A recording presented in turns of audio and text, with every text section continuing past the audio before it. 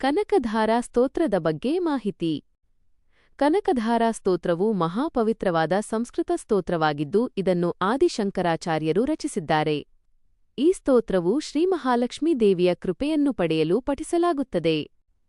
ಉಗಮಕಥೆಯ ಪ್ರಕಾರ ಬಾಲ್ಯದಲ್ಲಿದ್ದ ಆದಿಶಂಕರಾಚಾರ್ಯರು ಭಿಕ್ಷೆಗಾಗಿ ಒಂದು ಬಡಮನೆಯ ಮುಂದೆ ಹೋದಾಗ ಆ ಮನೆಯ ಮಹಿಳೆ ಬಳಿ ಅವರಿಗೆ ಕೊಡುವುದಕ್ಕೆ ಏನೂ ಇರಲಿಲ್ಲ. ಕೊನೆಯಲ್ಲಿ ಅವಳು ಒಂದು ಆಮ್ಲ, ನೆಲ್ಲಿಕಾಯಿ, ಹಣ್ಣನ್ನು ಮಾತ್ರ ನೀಡಿದಳು.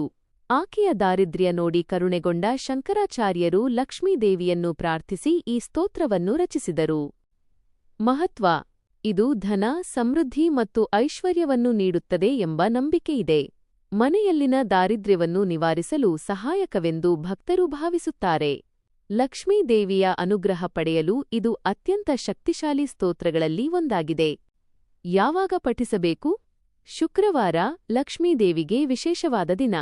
ಬೆಳಿಗ್ಗೆ ಅಥವಾ ಸಂಜೆ ಸಮಯದಲ್ಲಿ ಪಠಿಸಬಹುದು. ದೀಪ ಬೆಳಗಿ ಭಕ್ತಿಯಿಂದ ಪಠಿಸಿದರೆ ಉತ್ತಮ ಫಲ ದೊರೆಯುತ್ತದೆ. ವಿಶೇಷತೆ: ಇದರಲ್ಲಿ ಒಟ್ಟು 21 ಶ್ಲೋಕಗಳು ಇವೆ. ಪ್ರತಿಯೊಂದು ಶ್ಲೋಕವೂ ಲಕ್ಷ್ಮೀದೇವಿಯ ಕರುಣೆ ಮತ್ತು ಸೌಂದರ್ಯವನ್ನು ವರ್ಣಿಸುತ್ತದೆ. ಪಠಿಸುವಾಗ ಮನಸ್ಸಿನ ಏಕಾಗ್ರತೆ ಅತ್ಯಂತ ಮುಖ್ಯ. ಫಲಗಳು: ಆರ್ಥಿಕ ಸಮಸ್ಯೆಗಳು ಕಡಿಮೆಯಾಗುತ್ತವೆ. ಮನಸ್ಸಿಗೆ ಶಾಂತಿ ದೊರೆಯುತ್ತದೆ. ಕುಟುಂಬದಲ್ಲಿ ಸಂತೋಷ ಹೆಚ್ಚುತ್ತದೆ.